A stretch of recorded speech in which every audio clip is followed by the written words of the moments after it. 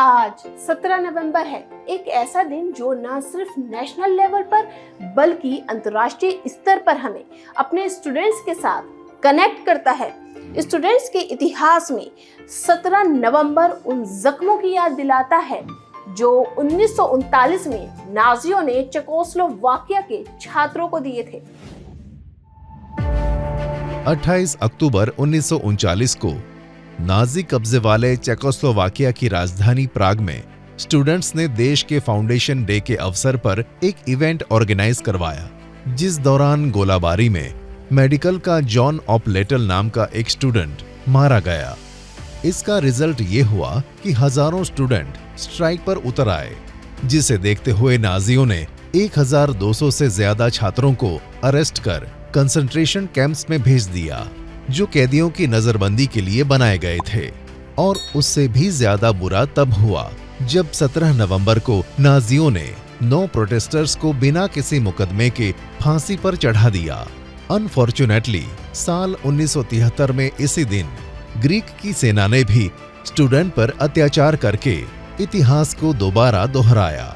उसी दिन की यादगार में इंटरनेशनल स्टूडेंट डे पहली बार साल 1941 में लंदन में अंतर्राष्ट्रीय छात्र परिषद द्वारा मनाया गया था और तब से हर साल 17 नवंबर को इंटरनेशनल लेवल पर इसे सेलिब्रेट किया जाता है। यह तो अंतर्राष्ट्रीय इतिहास की बात हुई, लेकिन भारत में छात्रों के विरोध प्रदर्शन को अगर आज के आईने में देखा जाए तो देश के चेहरे में कई शांतिपूर्ण और हिंसक स्टूडेंट स्ट्राइक्स के दाग देखे जा सकते हैं। भारत में छात्र हड़तालों का इतिहास 200 साल से ज्यादा पुराना है, क्योंकि साल 1828 में बंगाल के हिंदू कॉलेज में छात्रों ने पहली बार सिस्टम के विरोध में आवाज उठाई थी। हाल ही के कुछ एक मामलों की बात की जाए तो सितंबर 2014 और जनवरी 2015 में कोलकाता की जादवपुर यूनिवर्सिटी का आंदोलन, साल 2016 का जेएनयू मामला, इंडियन फिल्म और टेलीविजन इंस्टीट्यूट का आंदोलन, बनारस हिंदू यूनिवर्सिटी, जामिया और अलीगढ़ यूनिवर्सिटी में विरोध की कई ऐसी घटनाएं हैं जो हमारे एजुकेशन लेवल, इसके मूल्यों के साथ साथ छात्रों की चिंताजनक स्थिति को हमारे सामने लाती हैं। स्ट्राइक का कारण चाहे कोई भी हो, लेकिन यह एक परेशान करने वाला पैटर्न है, क्योंकि ज्यादातर स्ट्राइक्स वायलेंस में बदली हैं। यूनिवर्सिटी लेवल पर छात्रों का राजनीति में प्रवेश हो जाता है, जिसे गलत भी करार नहीं दिया जा सकता, क्योंकि हमारा संविधान भी 18 साल की उम्र के बाद हर नागरिक को वोटिंग और राजनीति में प्रवेश की आजादी देता है। आपने भी देखा होगा कि कई बड़े पॉलिटिशियन ने अपने राजनीतिक करियर की शुरुआत कॉलेज से ही की है। वहीं स्टूडेंट्स को पॉलिटिकल एजुकेशन की शिक्षा दी जाती है ताकि वो राजनीति के बारे में अवेयर हों और बढ़ चढ़कर राजनीति का हिस्सा बने। भारत के संदर्भ में स्ट्राइक्स को देखा जाए तो अत्याचारों के खिलाफ बोलने से लेकर सिटीजनशिप एक्ट तक कई ऐसे मामले हैं जिनके विरोध में स्टूडेंट कम्युनिटी अक्सर आगे आई है।